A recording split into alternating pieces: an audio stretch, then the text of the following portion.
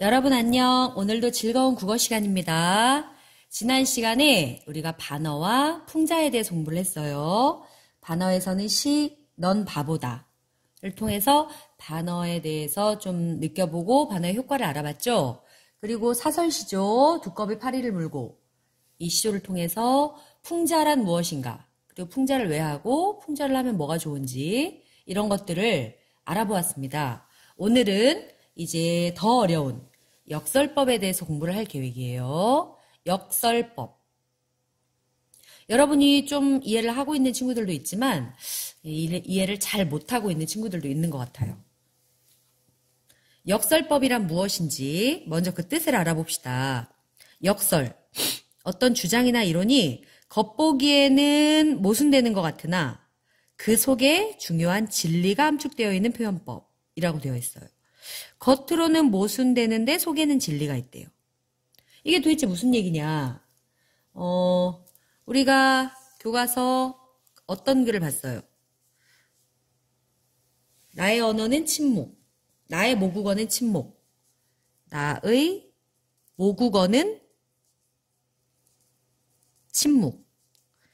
자, 그러면 이것이 무엇이 모순되고 무엇이 진리가 있다는 얘기인가요?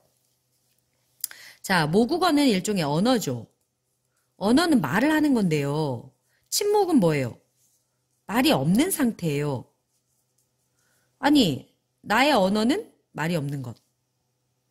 언어가 말인데 말이 없는 게 말이라니. 이게 왠지 좀 모순되는 듯한 느낌이죠? 그래서 이게 언뜻 보기에, 겉보기에는 모순되는 것 같아요. 하지만 이 글을 읽고 보니까 일단 이분들의 언어 관습은 말하기 전에 일단 약간 침묵을 해요. 그러면서 상대방의 마음을 느끼고 상대방의 존재를 느끼고 상대방의 말을 들을 마음의 준비를 하고 그리고 대화를 시작한다.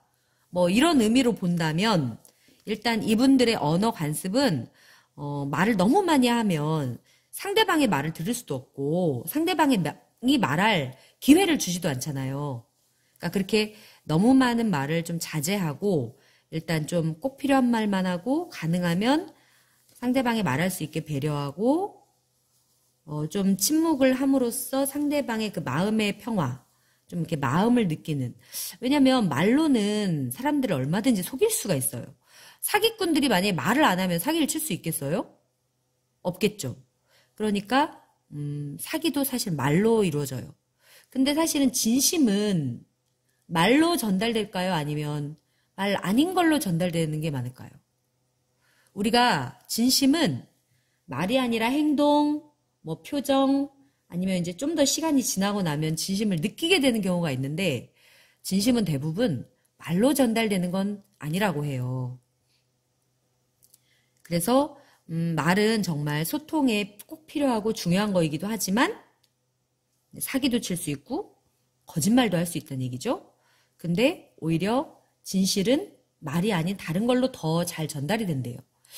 그러고 보면은 우리가 사랑해라는 거는 말보다는 그 사람의 행동들, 이걸 통해서 사랑을 확인하기 쉽잖아요. 그래서 우리가 말만으로 말할 수 있는 건 아니구나. 무얼로 말할 수 있냐? 행동으로 말할 수 있고 눈빛으로 말할 수 있고 말은 말로만 하는 것은 아니라는 얘기죠. 사실 이 말 자체도 역설법인데요. 말은 말로만 말할 수 있는 건 아니다. 겉보기엔 모순돼 보이잖아요. 근데 쌤의 설명을 듣고 보면 이해가 되죠. 그러니까 속에 진리가 들어있다는 얘기예요. 이런 것이 역설법인데 우리가 역설법을 모순형용이라고도 하고 그리고 모순이라고도 합니다. 모순형용에 모순이 들어있기 때문에 모순의 뜻을 가져와 봤어요. 모순, 창 모자에다가 방패 순자예요. 창과 방패. 그러면 창과 방패가 뭐가 어땠다는 얘기냐? 옛날 중국 설화에서 창과 방패를 파는 사람이 있었는데 대장간에서 창을 만들고 그리고 또 방패를 만들었어요. 두 가지를 이제 다 팔아요. 근데 창을 팔 때는 뭐라고 얘기하냐? 이 창으로는 못 뚫을 것이 없다. 모든 걸 다 뚫을 수 있다. 이렇게 광고를 해요. 그리고 방패를 들고 방패를 또 광고를 하는데 이 방패는 어떠한 공격도 다 막을 수 있다. 이렇게 광고를 했어요. 그러니까 지나가는 구경꾼들이 뭐라고 했냐? 그러면 당신의 창으로 당신의 방패를 찔러보세요. 이렇게 말을 했어요. 만약에 뚫리면 그러면 방패를 광고한 말이 거짓말이 되는 거죠. 그리고 만약에 안 뚫리면 창을 광고한 말이 거짓말이 되는 거죠. 어쨌든 결국은 거짓말이 되는 거예요. 이 두 가지가 동시에 참이될 수 있는 방법은 없다란 얘기죠. 그런 걸 모순이라고 합니다. 양립할 수 없다는 얘기예요. 그래서 어떤 사실의 앞뒤가 이치가 어긋나요. 고양이는 동물이지만 동물이 아니다.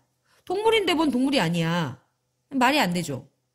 선생님이 아까 말은 말로만 표현할 수 있는 게 아니다.